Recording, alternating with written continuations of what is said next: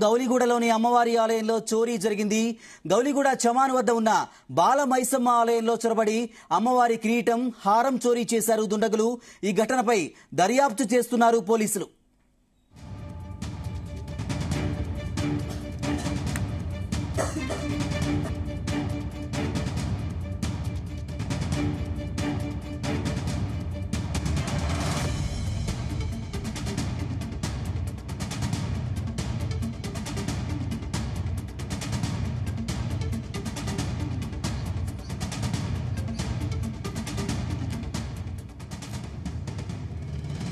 గౌలిగూడలోని అమ్మవారి ఆలయంలో చోరీ జరిగింది. ఇక ఇదే ఇష్యూకు సంబంధించి మరిన్ని డీటెయిల్స్ మా క్రైమ్ బ్యూరో చీఫ్ రవితేజ అందిస్తారు. రవితేజ, సాయంకాలం సమయంలో అఫ్జల్గంజ్ పోలీసులకు టెంపుల్ నిర్వాహకుల నుంచి ఒక ఫిర్యాదు అందింది. తాము ఎన్నేళ్ల పాటు పవిత్రంగా కొలుస్తున్నటువంటి ఈ బాలమైసమ్మ ఆలయంలో సాయంత్రం వచ్చి చూసేసరికి అక్కడ ఉన్నటువంటి పదార్థాలన్నీ కూడా, అక్కడ ఉన్నటువంటి పూజా సామాగ్రి అంతా కూడా చెల్లాచెదలుగా పడిపోయి ఉండడము, అమ్మవారి నెత్తిపై ఉండాల్సినటువంటి వెండి కిరీటం కనిపించకుండా పోవడము, మెడలో ఉన్నటువంటి హారం కనిపించకుండా ఆ హారాన్ని ఎవరో తెంపి ఆ పక్కన పడేసినటువంటి దృశ్యాలు, అక్కడ కొన్ని ఫోటోలు సేకరించినటువంటి నిర్వాహకులు పోలీసులకు ఆ ఫోటోలు అందజేయడం జరిగింది. ఇమీడియట్ గా పోలీసులు అక్కడికి చేరుకొని బాలమైసమ్మ ఆలయంలో జరిగినటువంటి క్లూస్ అన్ని కూడా సేకరించడం జరిగింది. ఎంతమంది ఈ టెంపుల్ లోపలికి ప్రవేశించారు, ఏ సమయంలో ప్రవేశించారు, ఈ ఆలయ పరిసరాల చుట్టూ ఏవైనా సీసీ కెమెరాలు ఉన్నాయా అంటూ కూడా నిర్వాహకుల నుంచి, స్థానికుల నుంచి అడిగి తెలుసుకొని, ఇంతకు ముందే ఒక సీసీటీవీ ఫుటేజ్ లభించడంతో ఆ సీసీటీవీ ఫుటేజ్ ని పరిశీలిస్తున్నామంటూ కూడా ఈస్ట్ జోన్ డీసీపీ బాలస్వామి ఇంతకుముందే అధికారికంగా దాన్ని కన్ఫర్మ్ చేయడం జరిగింది.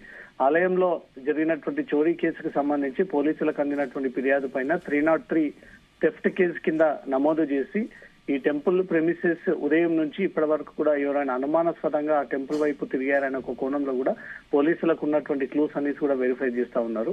ఇది గౌలిగూడ చమాన్ లోపల ఉన్నటువంటి బాలమైసమ్మ టెంపుల్.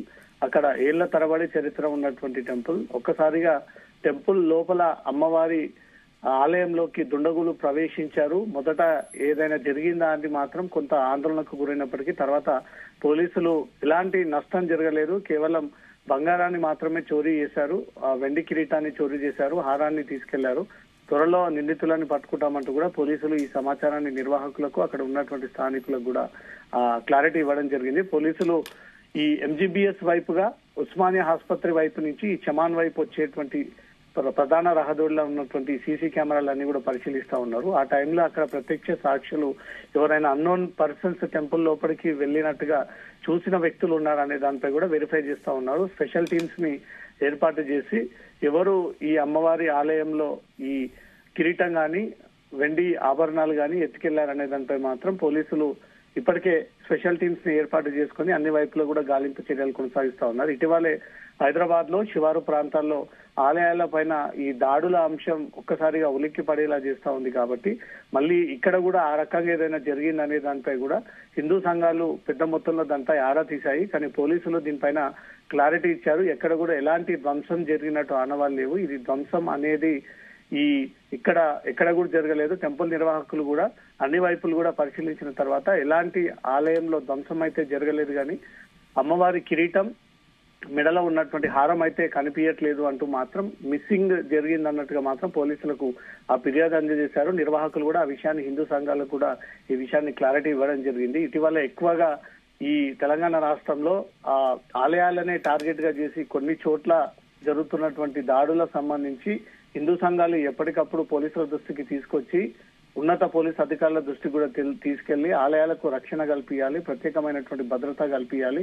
ఎందుకు పదే పదే హిందూ ఆలయాలపైన ఈ టార్గెట్ జరుగుతా ఉన్నాయంటూ కూడా ఎప్పటికప్పుడు హిందూ సంఘాలు ఉన్నత పోలీస్ అధికారుల దృష్టికి తీసుకెళ్లడము, పోలీసులు కూడా దీనిపైన ప్రత్యేక దృష్టి పెట్టి స్పెషల్ టీమ్స్ ఏర్పాటు చేసి ఎక్కడెక్కడ ఈ ఆలయాల్లో చోరీలు జరుగుతా ఉన్నాయో ఇమీడియట్ గా 24 గంటల్లో అరెస్టు చేసి వారందరినీ కూడా జైలు పంపినటువంటి సందర్భాలు ఉన్నాయి. కొన్ని ఘటనల్లో మాత్రం అతి సిమితం లేనటువంటి వ్యక్తులే తమకు రోజువారీగా ఈ ఆహారం దొరకక వేషవధారణ కొంత విచిత్రంగా ఉండి వాళ్ళలో కొంత మెంటల్ డిజాస్టర్ గా ఉన్నటువంటి వ్యక్తులే ఈ ఆలయాల పైన దాడికి పాల్పడ్డారనేది కూడా పోలీసులు అది క్లారిటీ ఇచ్చి హిందూ సంఘాలకు కూడా ఎప్పటికప్పుడు వివరాలు తెలియజేస్తా ఉన్నారు.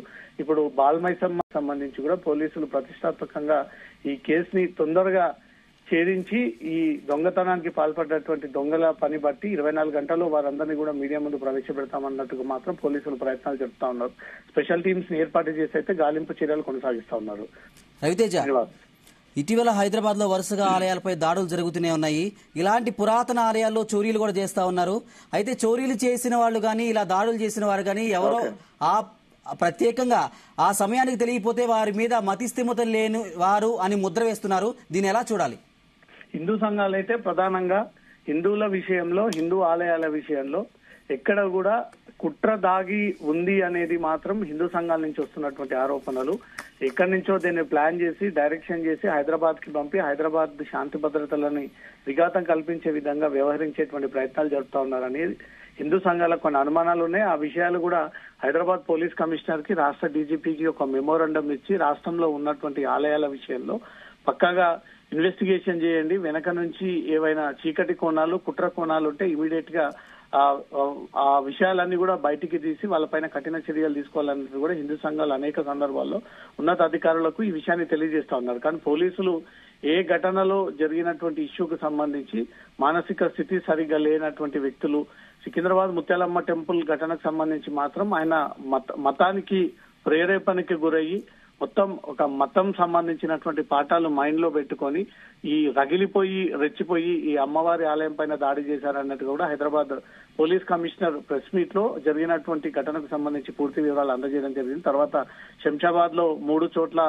ఒకేసారి ఒకే వారంలో 3 ఆలయాలపైన దాడులు జరగడము, అంతకుముందు నాంపల్లి ఎగ్జిబిషన్ గ్రౌండ్ లో, అంతకుముందు సంతోష్ నగర్ రక్షాపురంలో జరిగినటువంటి ఘటనకు సంబంధించి హిందువుల్లో కొంత కలవరం మొదలయ్యి ఆందోళన కలిగించే విధంగా ఏదో కుట్ర జరుగుతా ఉంది ఆలయాలపైన అంటూ కూడా కొన్ని అనుమానాలు వ్యక్తం చేస్తూ గతంలోనే ఫిర్యాదులు అందజేసిన వీటి వెనుక ఎలాంటి కుట్ర లేదు, అనుకోకుండా జరుగుతున్నటువంటి ఘటనలలో కొంతమంది మానసిక స్థితి సరిగ్గా లేక, ఆహారం దొరకక పిచ్చి పిచ్చిగా చేష్టలు చేస్తూ ఆలయం అని గుర్తించకుండా ఈ విగ్రహాలను ఎత్తుకెళ్లడము, దాడి చేసినటువంటి ఘటనల్లో కూడా నిందితులను అరెస్ట్ చేసి హెచ్చరించి వాళ్ళు తిరిగి ఆలయం వైపు వెళ్లకుండా ఈ భద్రత ఏర్పాటు చేసినప్పటికీ ఎక్కడికో చోట ఈ రకమైనటువంటి గాడులు వెలుగులోకి వస్తా ఉన్నాయి. కాబట్టి ఇప్పుడు బాలమైసమ్మ టెంపుల్ దాడి ఘటనకు సంబంధించి చోరీ జరిగింది అనేది మాత్రం పోలీసులు అఫీషియల్ గా అధికారికంగా జరిగినటువంటి తీరును కూడా అధికారికంగా వారికి అందరు కూడా ఎక్స్ప్లెయిన్ చేయడం జరిగింది, క్లారిటీ ఇవ్వడం జరిగింది.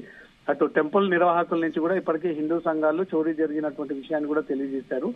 24 గంటల్లో ఎవరైతే దొంగతనాలకి పాల్పడ్డారో అతన్ని పట్టుకొని అతని పూర్తి వివరాలు కూడా మీడియా ముందు వెల్లడిస్తామని అయితే పోలీసులు చెప్తా ఉన్నారు. 303 థెఫ్ట్ కింద మాత్రమే పోలీసులు దీన్ని పరిగణలోకి తీసుకున్నారు. ఎలాంటి దాడులు, ధ్వంసాలు అయితే జరగలేదు. ఎవరు జరిపారు ఈ దొంగతనం అనే దానిపై కూడా పూర్తి స్థాయిలో విచారణ జరుపుతున్నామంటూ కూడా పోలీసు ఉన్నతాధికారులు ఈ విషయాన్ని మీడియాకు తెలియజేయడం జరిగింది. Srinivas, right, thank you Raviteja.